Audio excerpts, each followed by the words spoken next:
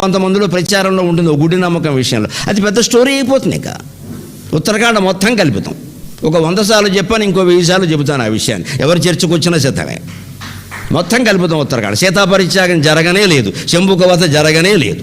ఓ పక్క అగ్ని ప్రవేశం అక్కడ లంకలో జరిగిందా, మళ్ళీ ఇక్కడ పరీక్ష పెడతారా? ఏదైనా క్వార్టర్లీ పరీక్షలు, హాఫ్ఇయర్లీ పరీక్షలు? నాకు అర్థం కాదు. ఇక్కడ ఎవరు పెడతారండి, ఎవరు ఒప్పుకుంటారండి? అలాగా రామచంద్రమూర్తి ఆ పనిచేసేది. ఉట్టి తాటాకుల గుడిసె కంటే అన్యాయంగా ఉంటుంది, తాటాకుల తడికి కంటే అన్యాయంగా ఉంటుంది ఉత్తరాఖండ రచన. వాల్మీకి శైలి తెలిసిన వాడు ఏడుస్తాడు కూర్చున్నాక, ఇది వాల్మీకి రాయడం ఏంటి? ఈ ఆయుర్కాండల శైలి వేరు, ఇది వేరు. అందుకని గ్రంథాలు చదివి మూల గ్రంథాల్లోకి వెళితే ఎవరికెవరు అన్యాయం చేశారో ఎక్కడుందో, హిందూ ధర్మ వ్యవస్థలో, వైదిక ధర్మ వ్యవస్థలో ఎక్కడ కులం పేరు మీద అవమానించమని ఎక్కడా లేదు, ఎక్కడా లేదు. వేదం ప్రమాణం, శాస్త్రం ప్రమాణం. పైగా చాలా స్పష్టంగా చెప్పాడు కృష్ణుడు, చాతుర్వర్ణ్యం మయా సృష్టం గుణకర్మ విభాగశః. ఆ రెండో మాట చెప్పరేమండి? గుణకర్మ